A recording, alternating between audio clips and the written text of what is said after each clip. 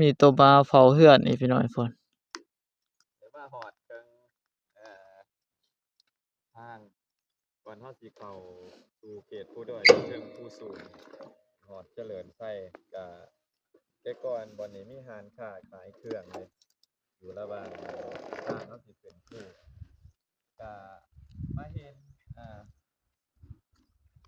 แต่ก่อนเฮาเคยมานี่ผ่านไป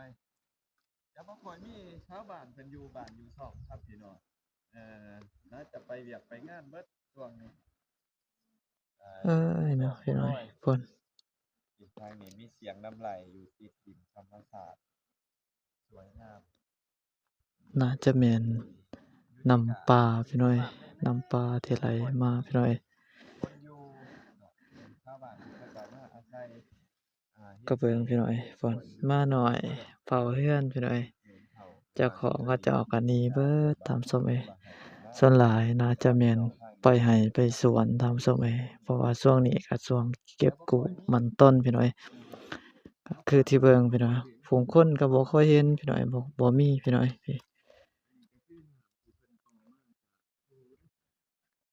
โอ้เรือนนั้นน่าจะมีคนอยู่พี่น้อยแต่ว่าเวลาเราขี่รถมาหรือว่าขี่รถกายเขาเจ้าก็ได้มาหลีมา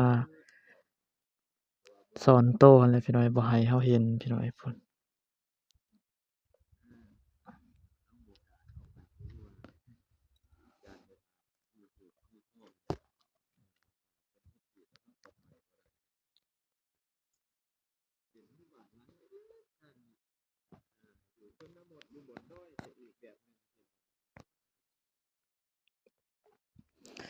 พี่แหละพี่น้อยก็ถือว่าเรือนนั้นหลังนั้นน่าจะมีคนอยู่พี่น้อยแต่ว่าเขาเจ้าก็แบบว่าได้ยินเสียงคนมาย่างหรือว่าคนขี่รถกายพี่น้องเขาเจ้าก็ได้ซ่อนโตไว้พี่น้อยหรือว่าบ่ให้เห็นโตนั่นแหละพี่น้อยเราก็